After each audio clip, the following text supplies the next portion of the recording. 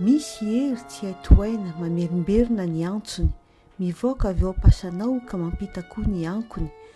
dia antsoantso mampatsiahy ny finoana mihezinezina, tsy maty momboka tsy akory na lavo aza ny andrarezina, koa ny aloko ny lasa izay mitanisa fahalovana, tsy anditsoka ny maso na mafa fahatserovana, fa ireo rafitry ny ela sy ny taona ny fanesy, ny anono no nanay ny antsa, lay maty no mpandresy.